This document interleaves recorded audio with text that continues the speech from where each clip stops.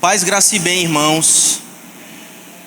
Glória a Deus por mais um dia em que podemos nos deparar com a exposição das Sagradas Escrituras, da Palavra do Senhor tal qual revelada nas Escrituras Sagradas.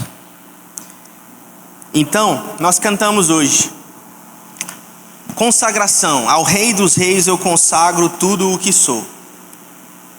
De gratos louvores transborda o meu coração. A bem da verdade é que não havia compartilhado até em um tempo hábil o tema da mensagem com o Ministério de Música, com o Bereia Adoração, que pela graça de Deus continuamente tem nos abençoado com a sua condução à adoração aqui em cima. Quantos têm sido abençoados pelas canções, né? Digam amém. E hoje nós falamos sobre a consagração ao Rei dos Reis. Ao Rei dos Reis consagro tudo o que sou. Quantos de vocês podem cantar com sinceridade tal canção? Quantos de vocês podem proferir com confiança tais palavras? E é sobre isso que nós iremos falar hoje. Ao Rei dos Reis devemos consagrar tudo o que somos, e de gratos louvores deve transbordar o nosso coração. Qual é o resultado disso? Celebrarei a Ti, ó Deus, com o quê? Com o meu viver. Hoje nós iremos falar sobre o caminho profundamente formado a seguir, até que Cristo seja formado profundamente em nós. O caminho profundamente formado a seguir é aquele no qual Cristo é formado profundamente em nós. E eu começo com a seguinte frase: quem não se deixa ser formado por Cristo está sendo deformado pelo mundo e nem percebe. Quem não se deixa ser formado por Cristo está sendo deformado pelo mundo e nem percebe. Nós iremos falar sobre o caminho profundamente formado a seguir. Ao longo desta série temos refletido a respeito de questões profundas da vida cristã, porque ser cristão não é suficiente. Você precisa ter uma vida plena, pois para isso somos cristãos. Somos cristãos não para ostentar uma posição social ou uma posição cultural ou então um status religioso. Somos cristãos para que tenhamos uma vida profundamente formada, de tal forma que esta vida seja plena de propósito. O caminho profundamente formado a seguir passa pela consagração de tudo que somos e temos. E este caminho deve ser perseguido, não apenas seguido, mas perseguido, algo que vamos atrás ativamente, buscamos ativamente. Porque quem não se deixa ser formado por Cristo, não existe neutralidade no campo do senhorio. No trono do viver só há um Senhor. Porque se forem dois, um será amado e o outro será rejeitado. Não há neutralidade na vida cristã quanto ao senhorio das nossas vidas. Quem não se deixa ser formado por Cristo Jesus está sendo deformado pelo mundo. Então abra sua Bíblia no texto de hoje, que é Romanos capítulo 12.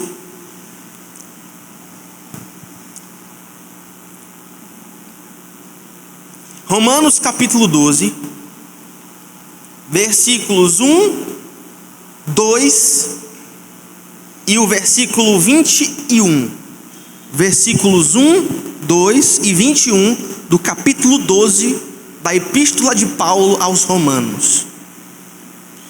Este será o texto de nossa exposição hoje, na nossa exposição bíblica. Diz assim a palavra do Senhor. Quantos acharam? Digam amém. Pergunte para a pessoa que está do seu lado: você achou a palavra do Senhor? Aleluia. Vamos, vocês estão meio... O louvor foi tão bênção que vocês estão quase arrebatados, né? Tipo, o espírito de vocês já está... Vamos lá, diz assim a palavra do Senhor: portanto, irmãos, suplico-lhes, diz Paulo, que entreguem o seu corpo a Deus, por causa de tudo o que Deus fez por vocês, que seja um sacrifício vivo e santo, do tipo que Deus considera agradável. Essa é a verdadeira forma de adorá-lo. Não imitem o comportamento e os costumes deste mundo, mas deixem que Deus os transforme por meio de uma mudança em seu modo de pensar, a fim de que vocês experimentem a boa, agradável e perfeita vontade de Deus para vocês. Agora vamos para o versículo 21, que encerra esta unidade literária do capítulo 12 de Romanos. É a culminação do capítulo, e perceba o que Paulo diz: não deixem que o mal os vença, mas vençam o mal praticando o bem. Vençam o mal praticando o bem. Paulo está falando para crentes em Jesus que sabem o porquê que são crentes, crentes em Jesus que têm uma fé verdadeira, mas que ao mesmo tempo precisam ser lembrados de que precisam entregar o seu corpo e a sua vida a Deus por causa de tudo o que Deus fez por eles. Ou seja, são pessoas que acreditam naquilo que é certo, mas muitas vezes vivem de forma errada. São pessoas que muitas vezes acumulam conhecimento bíblico, participam dos cultos, cantam as músicas da Bereia, cantam as músicas do Bereia Sounds, cantam as músicas e se emocionam com as interpretações, mas no fim do dia continuam sendo moldados pelos mesmos hábitos, continuam vivendo, sendo pautados pelas mesmas feridas e pelos mesmos traumas, pelos mesmos hábitos do mundo. Em outras palavras, o problema não é saber, meus irmãos, o problema é viver ou deixar de viver. Paulo vai nos dizer em Romanos capítulo 12 que o discipulado, ser um discípulo de Cristo, ser um seguidor real de Jesus, ser aquele que se submete a Jesus de acordo com a sua lei, não é simplesmente um status cultural e social. Hoje em dia a coisa mais bonita que você pode ser é evangélico. Ai, mas eu sou evangélico, olha como eu sou evangélico, olha como as minhas palavras são de evangélico, olha como o meu trejeito é de evangélico, olha como eu pareço evangélico. Isto não é suficiente, porque muitos evangélicos não são evangélicos de acordo com o evangelho, e este que é o problema. E existem 3 movimentos fundamentais para que nós possamos seguir um caminho profundamente formado. Este é o tema do sermão de hoje. Baseado em Romanos capítulo 12, existem 3 movimentos fundamentais pelos quais nós devemos nos guiar para que vivamos uma vida profundamente formada. Este é um sermão expositivo e, portanto, confrontador, e ele diz respeito a talvez uma confrontação do estilo de vida de alguns de vocês aqui, e talvez do meu próprio estilo de vida. Não é suficiente você ser evangélico, não é suficiente você se dizer protestante, não é suficiente você ter uma religiosidade, nada disso é suficiente. Você precisa seguir por um caminho profundamente formado. São 3 movimentos que você precisa para isso. Em primeiro lugar, entender que a verdadeira espiritualidade é uma resposta ao que Jesus fez por você. Lembra da música que cantamos? Ao Rei dos Reis consagro tudo o que sou. De gratos louvores, gratidão transborda ao meu coração, e por isso eu celebrarei a Ti, ó Deus, com o meu viver. Eu sou grato, por isso celebro com a minha vida. Este é o mote da nossa mensagem hoje. Esta é a ideia principal da nossa mensagem hoje. Entender que a verdadeira espiritualidade é uma espiritualidade que é uma resposta ao que Jesus fez na cruz por você. Quantos sabem o que Jesus fez na cruz por você? Digam amém nesta noite. Então você deve viver de acordo com aquilo que Jesus fez por você. Segundo, O caminho profundamente formado a ser seguido, ele parte de um coração ensinável, que se deixa confrontar e transformar. E terceiro, o caminho profundamente formado parte de uma vida que vence o mal com o bem, através de disciplinas espirituais e serviço. Vamos lá, para o primeiro ponto. Em primeiro lugar, a vida profundamente formada a ser seguida, ela é uma resposta àquilo que Jesus fez por você. Vamos ler Romanos capítulo 12, versículo 1, diz assim: portanto, irmãos, preste atenção no texto, porque quando o texto fala, Deus fala, certo?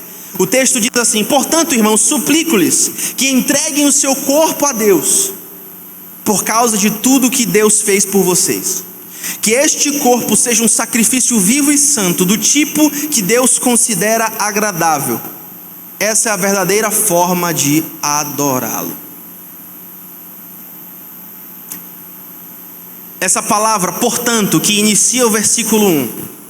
Perceba, Paulo está falando no capítulo 12. Quantos entendem isso? É o capítulo 12 que nós estamos lendo aqui. Isso significa que existem 11 capítulos antes do 12, sim ou não? E o que Paulo estava falando nos 11 capítulos antes do capítulo 12? Qual era o tema da carta de Paulo aos Romanos nos primeiros 11 capítulos? O que Paulo, do que tratava Paulo para a igreja de Roma? Para que no capítulo 12 ele comece com a palavra portanto. Ou seja, existe uma continuidade. Paulo está dizendo: olhem tudo o que eu já falei aqui do capítulo 1 até o capítulo 11. E a partir do capítulo 12 vocês vão ver qual é a consequência de tudo isso. Lembrem-se do capítulo 11, do capítulo 1 ao capítulo 11. E, portanto, começa o capítulo 12. Em outras palavras, Paulo conecta os 11 primeiros capítulos de doutrina, em que Paulo fala a respeito de justificação pela fé. Paulo fala a respeito do salário do pecado e a morte. Paulo faz um tratado teológico falando de várias doutrinas diferentes e importantes para a nossa vida. E ele conecta toda essa doutrina do capítulo 1 até o capítulo 11 com o capítulo 12, com a vida prática. Em outras palavras, toda a teologia sempre vai descambar em vida prática. Tudo que você aprende de Deus deve transformar você numa pessoa melhor. Outro dia eu tive uma desavença profunda com um dos pastores que debatem comigo na rádio. Ele não é pastor, ele é um professor de teologia. E existe um problema em muitos professores de teologia, porque eles não transformam aquilo que eles sabem a respeito de Deus na vida prática.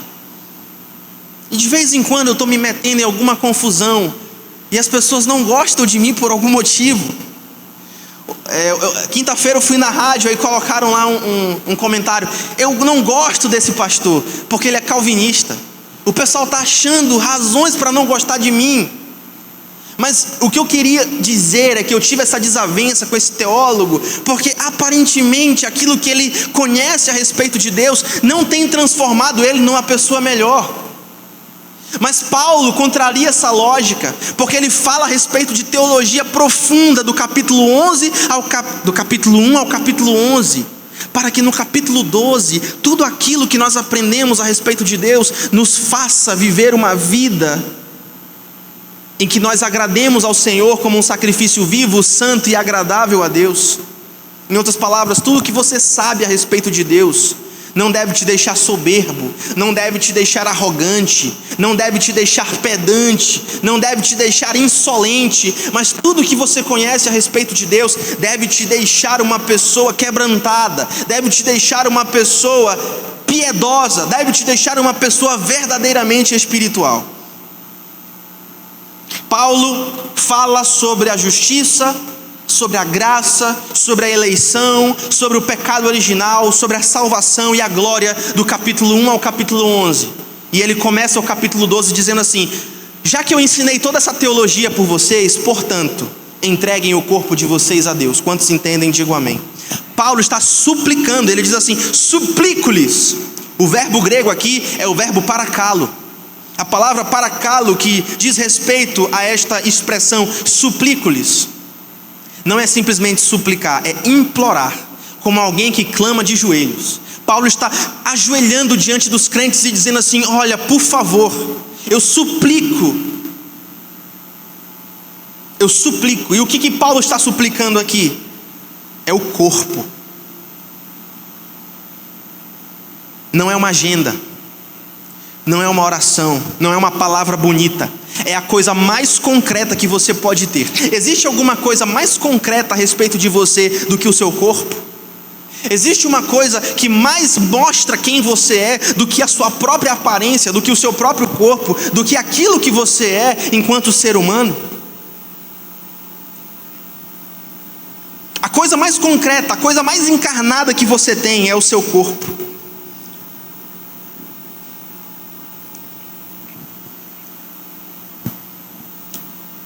É o que você come. Entrega o que você come, entrega o que você anda, a forma como você anda, melhor dizendo, todo o seu corpo entregue, e não de qualquer forma, mas o versículo continua: suplico-lhes que vocês entreguem o corpo de vocês como um sacrifício vivo. O que é isso, meus irmãos? É um sacrifício que continua respirando. Um sacrifício vivo é um sacrifício que vai para o trabalho. Um sacrifício vivo é o sacrifício do crente que cuida do filho. Um sacrifício vivo é o crente que paga boleto. Um sacrifício vivo é o crente que lida com situações difíceis ao longo do dia. Paulo está dizendo: entregue tudo o que você é e a sua rotina a Deus como um sacrifício vivo. Mas veja, o versículo continua, ele não manda entregar o corpo para ser aceito por Deus. Ele diz: entregue o seu corpo, entregue a sua vida, uma vida que paga boletos, uma vida que abraça gente difícil, uma vida que não é simplesmente um culto de domingo, uma vida que cuida do marido e dos filhos, que cuida da esposa e dos filhos. Entregue isso que você é, não para ser aceito por Deus, mas ele diz: entregue tudo o que você é, por causa de tudo o que Ele fez por vocês. Em outras palavras, você não entrega a sua vida, você não entrega aquilo que você é para conquistar algo de Deus ou para trocar com Ele, como se de algo Ele precisasse, porque não existe absolutamente nada que você pode oferecer a Deus de que Ele precise. Você não entrega algo para conquistar Deus, mas você se entrega a Deus porque Ele já te conquistou, Ele já salvou você. Ou seja, ao Rei dos Reis consagro tudo o que sou, de gratos louvores o meu coração transborda, e por isso eu celebrarei a Ti, ó Deus, enquanto eu viver. Perceba, a verdadeira espiritualidade, e esse é o caminho da vida profundamente formada que você deve seguir, é uma espiritualidade que decorre de uma profunda gratidão daquilo que Jesus fez por você. Quantos de vocês lembram onde vocês estavam quando Jesus alcançou você? Vocês conseguem se lembrar do dia? Vocês conseguem se lembrar da hora? Vocês conseguem lembrar que tipo de eventos e que tipo de amizades e que tipo de lugares vocês frequentavam antes de Jesus alcançar vocês? Suplico-lhes, sacrifício vivo, por causa de tudo o que Ele fez por vocês. Em outras palavras, e isso aqui é sabedoria de Deus para a tua vida, a lógica do Evangelho não é faça para merecer, mas entregue-se porque você já foi amado até o fim. A verdadeira espiritualidade, ela decorre de uma vida profundamente grata àquilo que Jesus é e àquilo que Jesus fez. Além disso, Paulo também diz, no final do versículo 1, que a sua vida seja um sacrifício vivo, do tipo que Deus considera agradável, vivo e santo, certo? Que a sua vida, crente da Ponto Bereia, Paulo está dizendo para você, pela autoridade da inspiração do Espírito Santo, a sua vida deve ser uma vida que é um sacrifício vivo e santo, do tipo que Deus considera agradável. Ou seja, esse sacrifício precisa ser santo. A palavra santo na Bíblia, a principal acepção da palavra santo é uma vida separada, uma vida distinta. Deus, ele é santo, e um dos motivos pelo qual semanticamente Deus é santo é porque ele é separado, ele é distinto, ele não é feito do mesmo material que nós. E assim, nós devemos também buscar não ser do mesmo material do mundo, mas sermos separados para Deus, ou seja, que esse sacrifício seja santo, ou seja, que o sacrifício que é a nossa vida seja uma vida separada, distinta. Além disso, deve ser uma vida agradável. Não no sentido de ser aceitável para o mundo. Todo mundo gosta de Guilherme porque Guilherme faz tudo o que o mundo faz. Não é esse tipo de agradável que a Bíblia está se referindo. A palavra aqui é a palavra grega para deformador. No sentido de que, se você quer ser agradável ao mundo, isso significa que você está deformado. O mundo tem uma agenda. O mundo não está perguntando se você quer do jeito que você quer. O mundo está impondo. O mundo está estabelecendo padrões estéticos, padrões emocionais, padrões de comportamento. E é por isso que quem não é moldado por Deus será moldado por qualquer outra coisa, sem ao menos perceber. Pergunte para a pessoa que está do seu lado: o que está te moldando?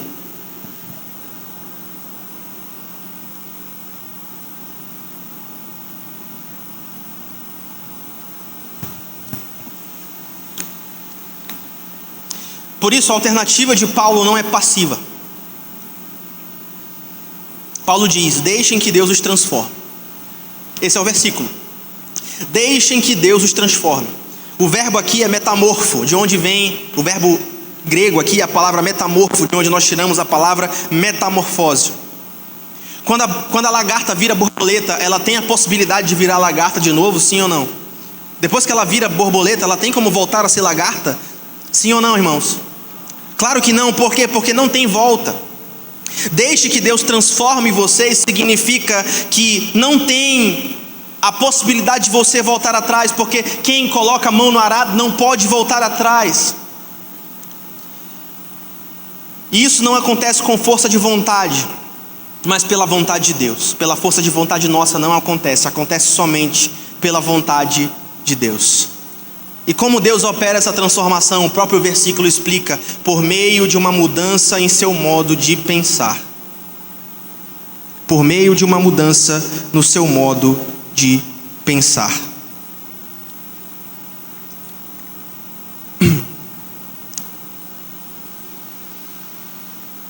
Eu só quero voltar aqui um pouquinho.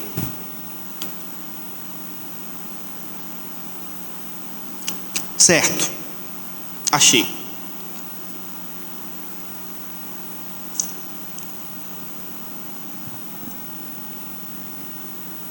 Vamos voltar aqui ao aqui, ó. Ponto 6, Elias, por gentileza, do ponto 1. O subponto 6. Essa é a verdadeira forma de adoração. A palavra grega aqui é a palavra latreia.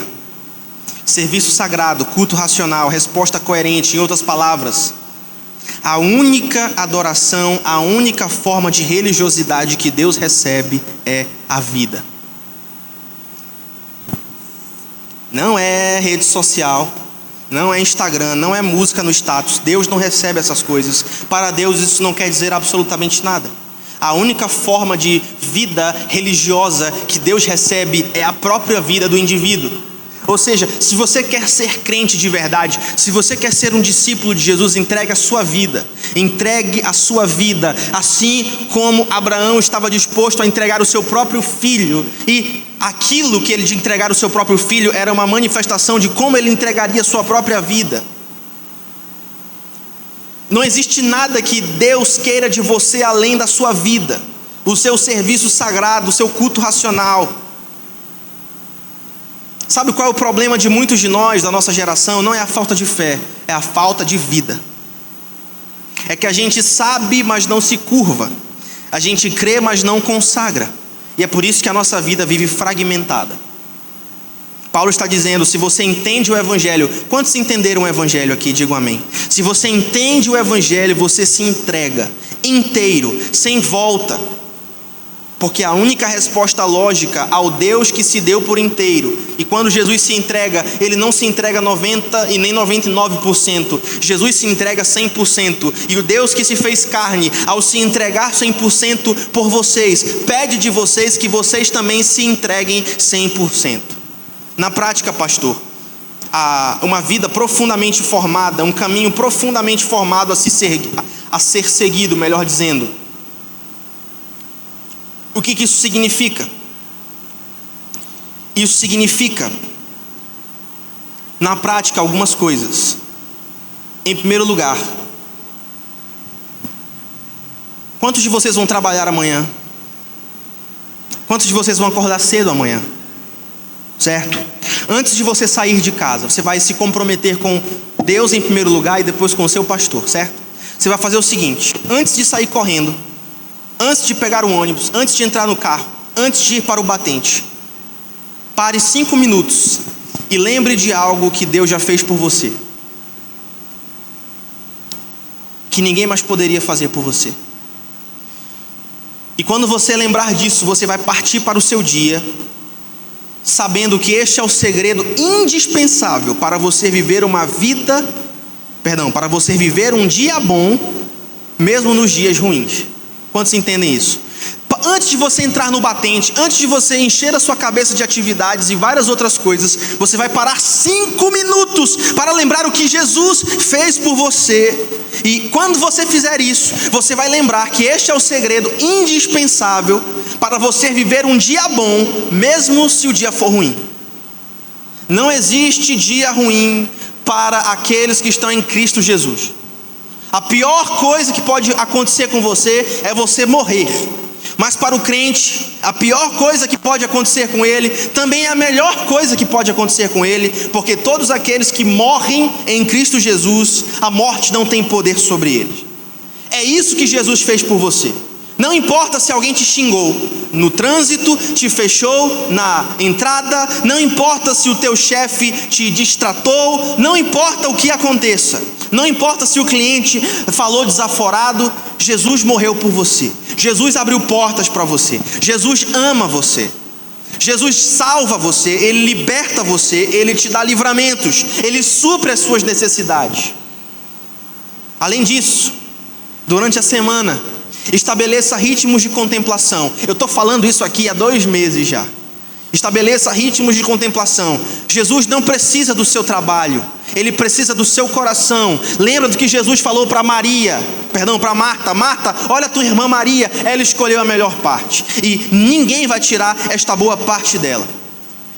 Estabeleça ritmos de contemplação durante a sua semana. Pode ser o seu tempo devocional. Eu estava falando com a esposa do Daniel, e ela falou que ela gosta de orar na praia, porque ela, contemplando a imensidão da natureza e da grandeza de Deus, ela gosta de se concentrar lá, e ela tem uma experiência espiritual mais profunda quando ela está na natureza. Deixa eu contar um segredo para vocês: eu sou assim também.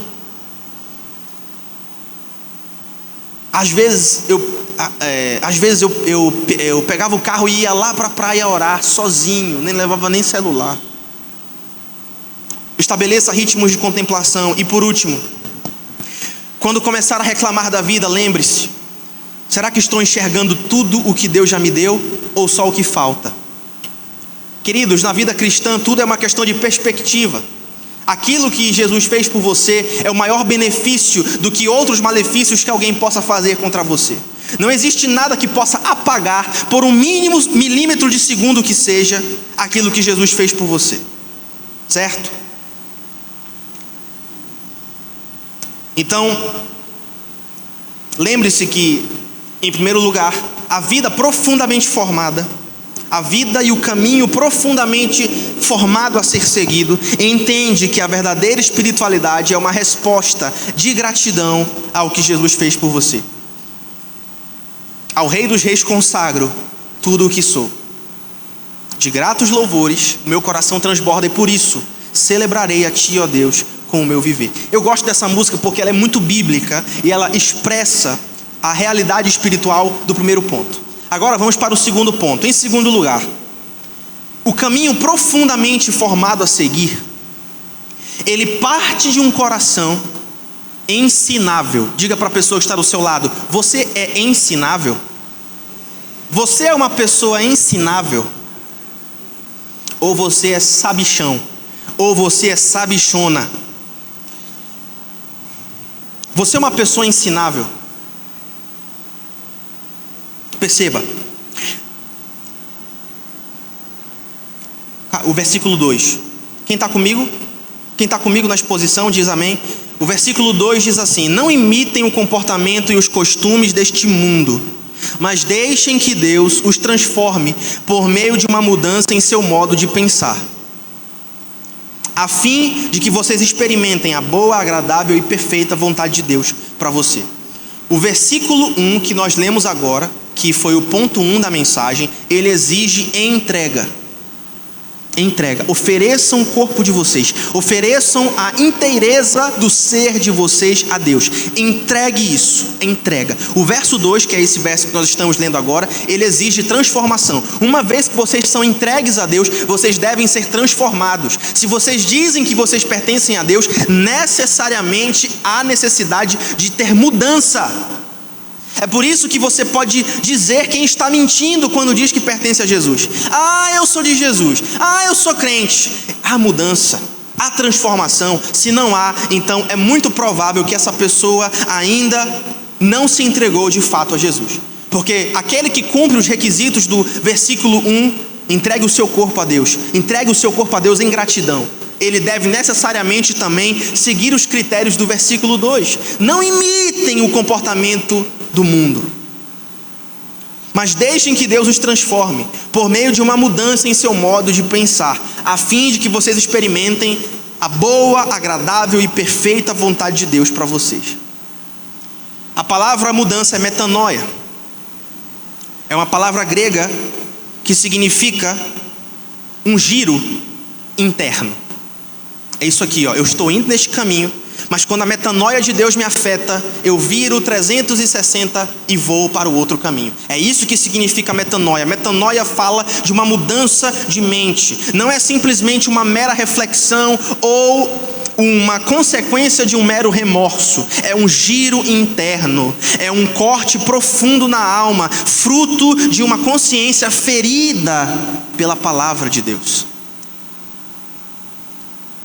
Não é maquiar o comportamento, não é fingir ser ovelha, quando na verdade em sua essência você era um bode. Não há como um bode fingir ser ovelha. A única forma de um bode ser ovelha é através de uma regeneração sobrenatural do espírito. Vocês que têm filhos pequenos, você não pode ensinar o seu filho a ser crente. É impossível. Você pode ensiná-lo a ser um hipócrita, com os trejeitos, as roupas, as músicas dos crentes, mas a única forma de você fazer o seu filho se tornar um crente é pedindo a Deus que o converta.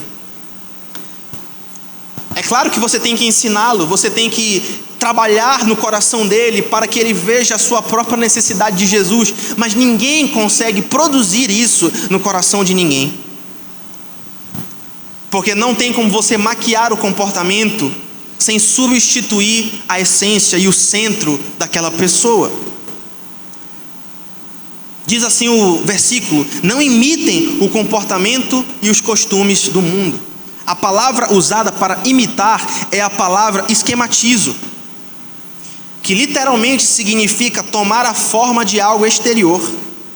Não tomem a forma do mundo, não tomem a forma das canções do mundo, não pensem como o mundo, e isso permeia todas as fases da nossa vida.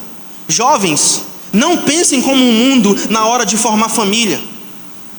Mulheres, não pensem como o mundo nos seus postulados feministas. Jovens, homens, não pensem como o mundo nos seus postulados masculinistas e machistas e misóginos.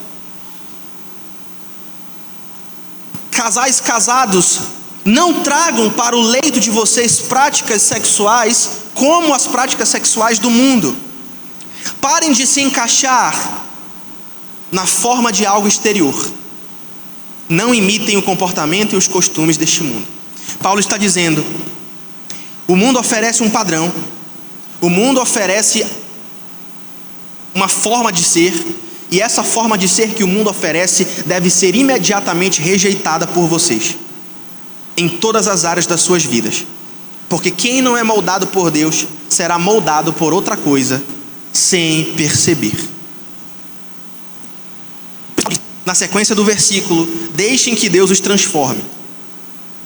Deixem que Deus os transforme. Quantos querem que Deus os transforme nesta noite? Digam amém. Você quer que Deus te transforme? O verbo aqui, quando ele diz assim, eu peço que... Crentes aqui, é como se Paulo estivesse dizendo para vocês, deixem que Deus transforme vocês. O verbo aqui é metamorfo, de onde vem a palavra metamorfose.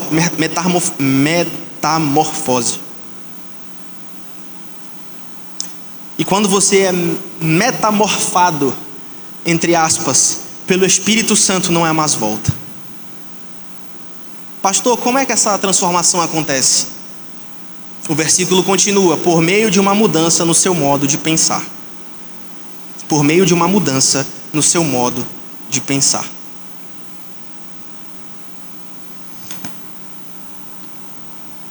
É como se Deus, ao agir através do Espírito na sua vida, colocasse um óculos nos seus olhos, para que você passe a enxergar o mundo, para que você passe a enxergar a sua realidade a partir da ótica de Deus.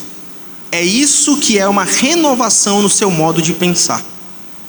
Quando Deus renova a nossa forma de pensar, não é simplesmente uma mudança intelectual. Existem muitas pessoas que são absolutamente intelectualizadas e têm um intelecto muito avantajado. Existem muitas pessoas que leram muitos livros e têm uma formação acadêmica muito sólida, mas são profundamente ignorantes para as coisas espirituais, porque as coisas espirituais não se discernem naturalmente ou intelectualmente. As coisas espirituais se discernem espiritualmente. A única forma de as pessoas terem a sua mente transformada, a única forma das pessoas serem ensináveis é através de uma mudança no modo de pensar, uma renovação que não é simplesmente intelectual, mas é um processo espiritual que molda e transforma radicalmente a forma como você começa a enxergar a vida. Quando Deus faz isso com você, você começa a enxergar o pecado como pecado. Você para de passar pano para o pecado. Quando Deus faz isso dentro de você, você começa a enxergar o egoísmo como veneno. Quando Deus faz isso com você e transforma a sua forma de pensar e faz uma metamorfose na sua cabeça, faz uma metanoia na sua cabeça, você começa a enxergar o sexo fora da aliança como uma fraqueza, disfarçada de liberdade. Quando Deus faz essa obra na sua mente, você começa a ver que a glória do mundo é uma prisão inalcançável. Quando Deus faz isso na sua mente, você começa a ver que você não precisa se comparar com o outro na rede social, e você começa a ver o consumismo como idolatria. Essas são as consequências de você ter a sua vida transformada. É assim que você se torna uma pessoa ensinável. É assim que você caminha no caminho profundamente formado a seguir. E o resultado disso, quando Deus faz essa transformação na mente, qual é o resultado disso? Quando Deus te dá um óculos para você enxergar, digamos que esse aqui é o óculos de Deus, e Deus me dá esse óculos, e aí eu começo a enxergar as coisas do jeito de Deus. Qual é o resultado disso? O versículo também nos diz, assim vocês aprenderão a conhecer a vontade de Deus para vocês. É o final do versículo 2. Assim vocês aprenderão, quando vocês começarem a enxergar o mundo do jeito que Deus enxerga, quando vocês começarem a enxergar o pecado do jeito que Deus enxerga, quando vocês pararem de passar pano para as coisas que Deus não passa pano, quando vocês começarem a chamar o pecado de pecado, quando vocês começarem a enxergar a vaidade como prisão, quando vocês começarem a ter uma cosmovisão divina, uma visão de mundo divina, sabe o que vai acontecer? Somente quando isso acontecer é que vocês começarão a aprender a vontade de Deus para vocês.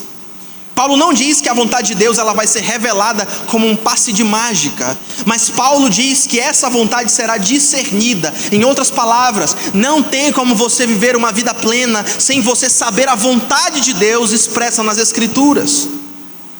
Existem crentes jogando contra si próprios, jogando contra o seu próprio time. Dizem que são crentes, mas buscam a sabedoria secular para curarem dos seus problemas, para cuidarem dos seus problemas. Ou nós cremos que isso aqui é verdade, ou nós temos que mudar de religião, certo? Eu creio que o que a Bíblia diz é verdade, você tem que crer também.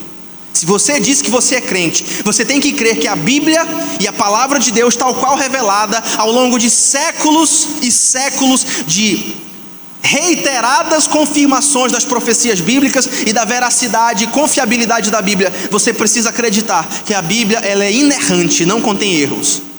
Você precisa acreditar que a Bíblia é infalível e ela é autoritativa e suficiente. Se a Bíblia diz promessas, eu preciso crer nessas promessas. Se a Bíblia diz promessas para a família, eu preciso crer nessas promessas para a família. Se a Bíblia tem promessas para os filhos, nessas promessas preciso crer e delas preciso me apossar. Quando você faz isso, você começa a viver somente aí a vontade de Deus para vocês. E essa vontade, ela é três coisas. Em primeiro lugar, ela é boa, porque vem de um Deus bom. Qual é a vontade de Deus para você? É o que está escrito na palavra. Qual é a vontade de Deus para você no seu casamento? É o que está escrito na palavra sobre casamento. O que a Bíblia diz sobre casamento é a vontade de Deus para o seu casamento. O que é a vontade de Deus para você? Ela é boa porque vem de um Deus bom. Qual é a vontade de Deus para as suas finanças? É aquilo que a Bíblia diz sobre finanças. Qual é a vontade de Deus para os seus negócios? Qual é a vontade de Deus para os seus relacionamentos interpessoais? É aquilo que a Bíblia diz a respeito de todas essas coisas. Essa é a vontade boa de Deus. Por que é boa? Porque vem de um Deus bom. Diga para a pessoa que está do seu lado: Deus é bom.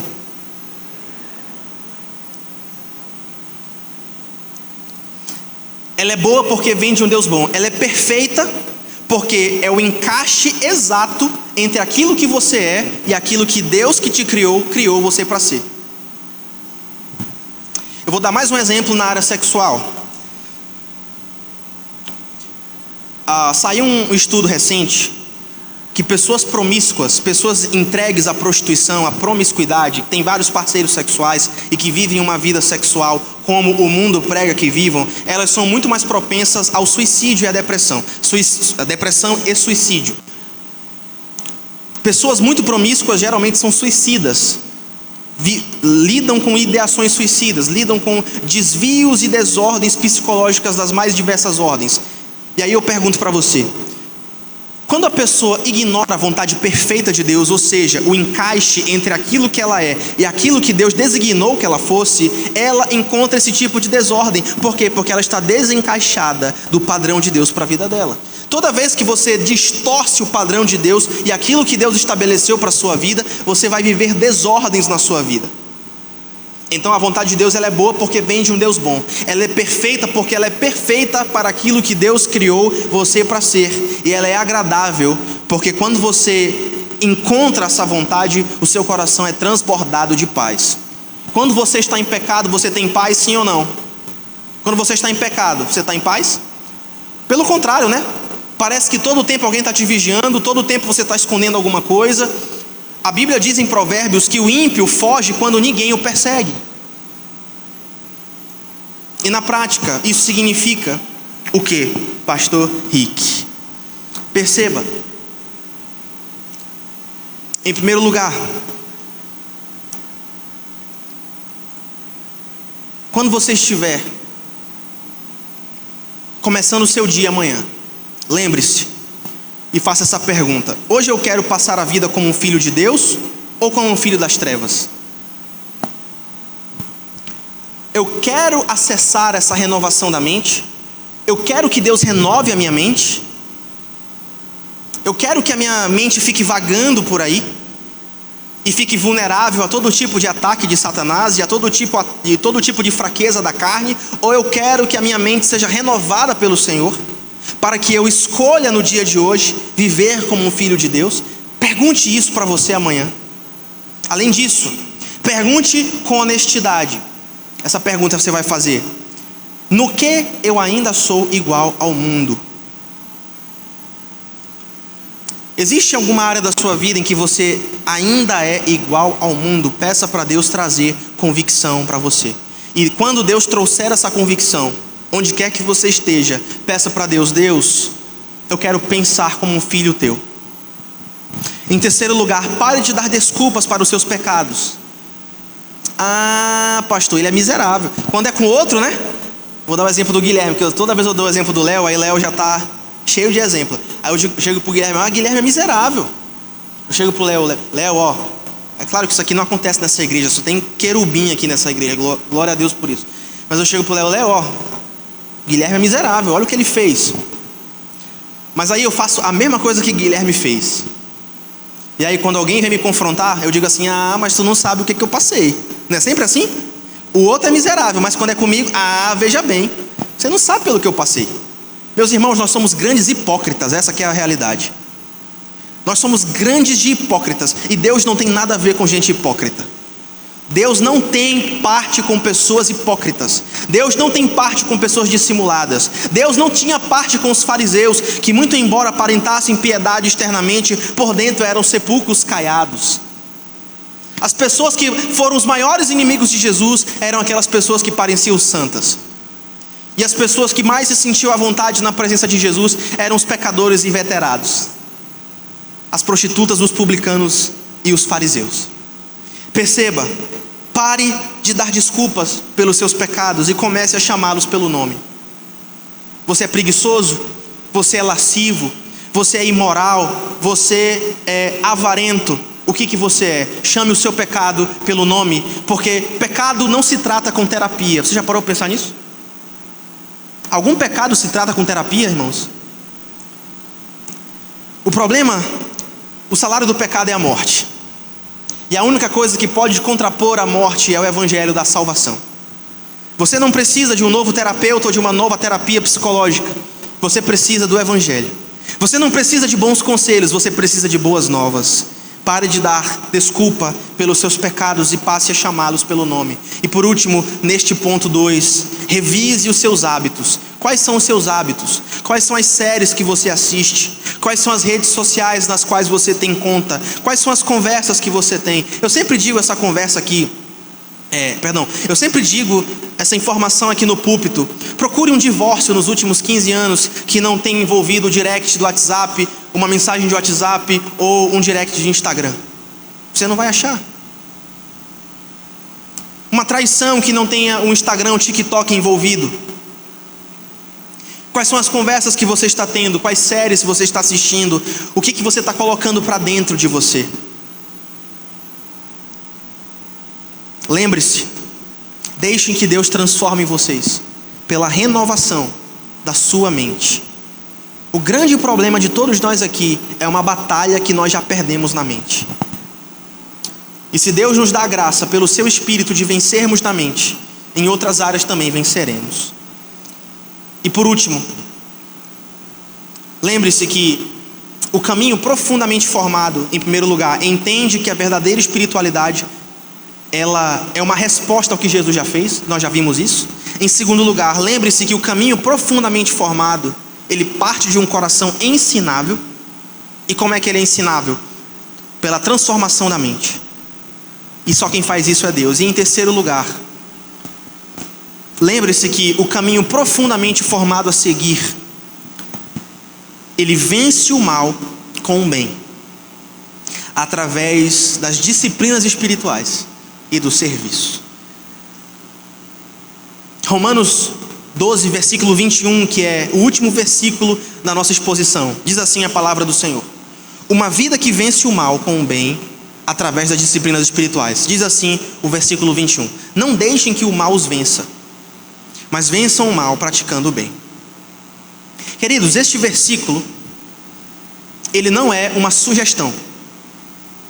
Paulo não diz assim: se der, vençam o mal com o bem. Mas se você se sentir muito acuado, devolve. Paulo não diz isso. Paulo não diz para você revidar. Paulo não diz para você responder. A guerra aqui não é contra o outro, é contra você mesmo. Sabe por quê?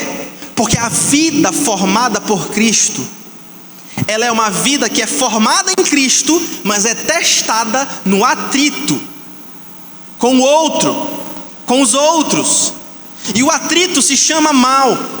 E esse mal não vem com chifres. Às vezes ele vem como um comentário maldoso, uma traição no ambiente de trabalho, uma briga familiar, uma decepção com uma pessoa que você menos esperava. Essa vida profundamente formada em Cristo, ela é testada no atrito. E pessoas juntas gera atrito. Eu lembro quando fui para o Uruguai em 2019, e nós fomos em um grupo de 20 pessoas. Passamos 28 dias no Uruguai fazendo uma viagem missionária. E era muito interessante porque jovens missionários confinados em um mesmo lugar para passar um mês juntos para fazer a obra do Senhor. O que pode dar errado?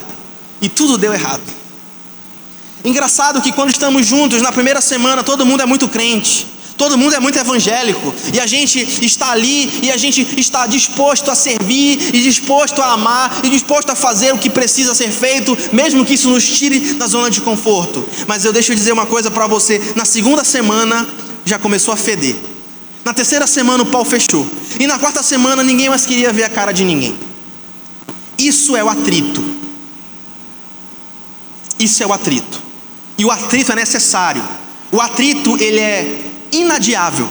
Você não pode adiá-lo, você não pode rejeitá-lo. O atrito é algo que vai acontecer com você, mas ele vai acontecer com você por um motivo: para testar a sua vida formada em Cristo. A vida formada em Cristo será testada no atrito.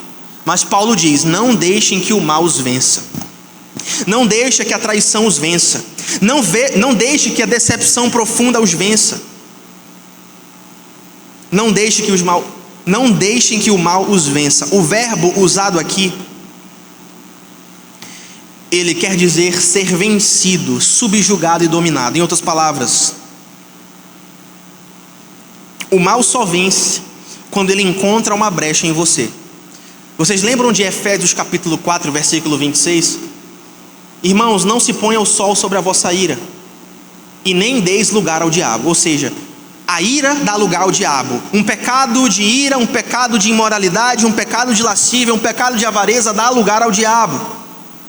E ele nunca chega com permissão, mas ele se acomoda onde há brechas. Brechas de rancor, brechas de mentira, brechas de impaciência, brechas de orgulho, medo ou omissão. E qual é a única arma contra isso, meus irmãos? Não é a vingança. A vingança não resolve o atrito.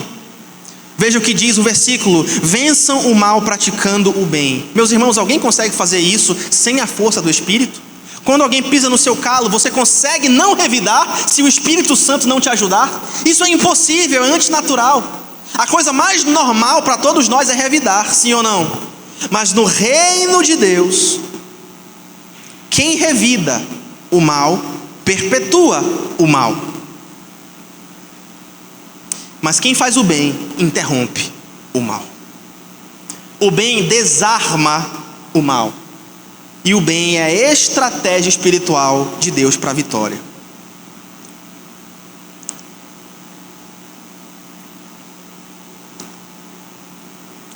E essa escolha, presta atenção nisso aqui. A escolha de fazer o bem, ela é fácil ou ela é difícil? Mas ela é possível. Mas ela só é possível quando você, que está me ouvindo aí, quando você já foi vencido por outro bem, por um Deus que, ao invés de nos esmagar pelo nosso pecado, e todos nós já pecamos contra Deus, todos nós já quebramos a lei de Deus. Hoje, desde que você já acordou, você já quebrou a lei de Deus inúmeras vezes. E Deus tinha todo o direito de esmagar você, mas Ele não nos venceu nos esmagando. Sabe como Deus nos venceu? Morrendo por nós. Jesus é o único Deus, é o único conquistador e o único rei que, em vez de destruir os seus inimigos, Ele salva os seus inimigos. Louvado seja o seu santo nome. E Ele fez isso comigo e com você. Sabedoria de Deus para a sua vida, porque só vence o mal quando sabe que já foi vencido pela cruz. Na prática, meus irmãos, o que isso significa? Se você errou, peça perdão. Se você não errou, mas a situação está difícil, busque a reconciliação, se há a possibilidade dela. Se você foi ofendido, perdoe antes de ser pedido. Isso é o Evangelho encarnado. Lembre-se que a vingança pertence ao Senhor, e Ele retribuirá e colocará termo a todas as injustiças, não importa a natureza delas. Além disso, use as disciplinas espirituais como a arma da sua guerra. Ore pelos seus inimigos. Isso é disciplina espiritual, a disciplina espiritual da oração. Se você odeia alguém, se você está com problema com alguém, ore por essa pessoa. Coloque esta pessoa com a qual você tem um problema na presença de Deus, e ore de forma sincera. Deus, o meu relacionamento com esta pessoa está abalado, mas eu coloco esta pessoa na tua presença. Deus, essa pessoa me fez muito mal, mas eu coloco ela na tua presença. Se mostra a ela. Meu pai fazia muito isso. Diante das pessoas que o perseguiam, ele dizia: eu não quero, Senhor, que essas pessoas sejam destruídas. Eu não quero que elas morram em seus pecados. Eu quero que elas sejam salvas em Jesus. Eu quero que elas sejam restauradas e convertidas e tenham um encontro verdadeiro com o Senhor. Eu não quero que elas se tornem inimigas, mas eu quero que o teu Espírito traga e reconcilie aquilo que parece irremediavelmente quebrado. E lembre-se do que diz o provérbio: aquele que teme ao Senhor, este reconcilia com ele até os seus inimigos. Deus é capaz de fazer infinitamente além do que pedimos ou pensamos. Sirva aos seus desafetos. Esta é outra disciplina espiritual. Quando a coisa estiver difícil, sirva. Você vai quebrar as resistências dessa pessoa, mas nunca retribua o mal com o mal. Vença o mal com o bem. Jejue para mortificar a sua própria carne e também apresentar um propósito espiritual por outra pessoa. Pastor, isso é impossível. É impossível ter um coração grato a Jesus, esse foi o primeiro ponto. É impossível ser uma pessoa ensinável e ter a mente renovada, o segundo ponto. E é impossível vencer o mal com o bem. Não, meus irmãos, não é impossível. Sabe por quê? Porque Jesus já venceu por nós. Aleluia. Jesus se entregou e viveu o caminho profundamente formado. Jesus viveu e entregou o seu corpo como um sacrifício vivo. Jesus viveu uma vida perfeita para que eu e você também pudéssemos entregar a nossa vida como um sacrifício vivo, entregue e coerente com a nossa fé. Jesus foi esmagado pelo juízo de Deus para que a nossa mente fosse renovada pela graça. E se Jesus fez isso por nós, e o seu Espírito habita em nós, então crentes em Jesus têm a possibilidade de viver uma vida que agrada a Deus. Em segundo lugar, Jesus suportou o caos do nosso pecado, para que eu e você possamos viver em transformação e não em conformismo. Jesus desceu ao inferno da culpa, para que eu e você possamos viver a missão do céu na terra. E isso é o Evangelho em ação. Então nunca se esqueça, entenda que a verdadeira espiritualidade, ser um crente de verdade, ser um discípulo de Jesus, é uma resposta de adoração àquilo que Ele fez por você. Ofereçam a Deus o corpo de vocês como um sacrifício vivo, santo e agradável a Deus, pelo que Ele fez por você. E este é o culto racional de vocês. Não é postzinho no Instagram, não é musiquinha no Instagram, não é musiquinha nas redes sociais, e nem ter um estilo e uma rotina religiosa aparecendo na igreja. Nada disso serve se você não viver uma vida e uma espiritualidade que seja uma resposta genuína de adoração àquilo que Ele fez por você. Lembre-se também que você, para ser uma pessoa profundamente formada em Cristo, você precisa ter um coração ensinável. Pastor, e como é que o meu coração pode ser ensinável? Pela renovação da sua mente. E quem faz isso? Jesus faz isso. E por último, lembre-se que você não pode vencer o mal com o mal. Jesus não disse vença o mal com o mal, porque isso é impossível. Quando você retribui o mal com o mal, você perpetua o mal. Como é que você vence o mal? Você vence o mal com o bem. Assim como Jesus nos conquistou, que éramos inimigos, com o bem que Ele fez por nós e em nosso benefício. para refletir e praticar. Cadê os crentes nessa noite? Digam amém. Quantos entenderam o que eu preguei? Digam amém. Deu para entender? Esses sermões expositivos, eles são um pouco mais complicados, mas você precisa prestar atenção. Se você prestar atenção, você vai entender o que eu quis dizer aqui. Mas nós cremos que a palavra de Deus foi pregada com fidelidade, e ela produzirá efeitos de santidade em nosso coração, em nome de Jesus. Lembrem-se, vocês foram lembrados dos deveres de vocês hoje. Pastor, que deveres? Cultivem uma espiritualidade em primeiro lugar, que responde ao que Jesus fez por vocês. Queridos, lembrem-se que a vida cristã não começa com esforço. Não tem nada que você possa se esforçar para impressionar Deus. Deus não é impressionado com absolutamente nada que você pode mostrar para Ele. A vida cristã não começa com esforço, mas com gratidão. Jesus se deu por inteiro, e Ele exige de nós que nós nos demos por inteiro também. Maridos, entreguem-se por inteiro ao serviço e à liderança das suas casas e das suas igrejas. Sirvam suas esposas com amor. Sirvam seus filhos com amor. Provejam para eles. Sejam homens cheios do Espírito, que liderem com clareza e tragam a revelação de Deus para a casa de vocês. Esposas, vivam uma espiritualidade que seja uma espiritualidade grata, não com murmuração, mas vivam uma vida santa, agradável a Deus, mesmo nas tarefas invisíveis do dia.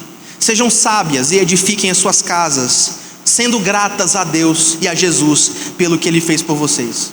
Jovens, dediquem-se aos estudos, às amizades e ao tempo livre, à retidão e à santidade. Lembrem-se que Jesus livrou vocês do inferno para que vocês sejam puros, e não para que vocês entreguem o seu corpo como instrumentos de injustiça. Você está servindo a Deus de corpo e alma, ou você está simplesmente esperando a vida passar? 2. Crentes, confrontem a espiritualidade que não é ensinável, que se amolda. Confronte isso. Seja ensinável. Renove a sua mente, enche a sua vida de Deus, enche a sua vida das coisas espirituais. Busque a Deus com integridade e com verdade. A mente que não é renovada por Deus será inexoravelmente moldada pelo mundo. Não há como escapar. Não existe neutralidade no campo do senhorio. Ou você serve a Deus, ou você serve a outro Deus. No trono do seu viver só pode haver um Senhor. Se forem dois, um será amado e o outro será rejeitado. Nunca esqueça disso. E por último, viva uma espiritualidade que serve e vence o mal com o bem. Ore pelos que perseguem você. Sirva aqueles que ofenderam você. Seja a igreja e o evangelho na prática e em movimento. E isso vai formar Cristo em nós. Levante sua mão, eu quero te abençoar nessa noite. Com os corações crentes, recebam agora a bênção de Deus. Àquele que é poderoso para guardá-los de tropeçar e de apresentá-los sem culpa diante da presença da sua glória, com transbordante alegria, ao único Deus sábio, sejam dadas glória e majestade, domínio e poder, agora e para todo sempre. E a igreja concorda em fé dizendo amém.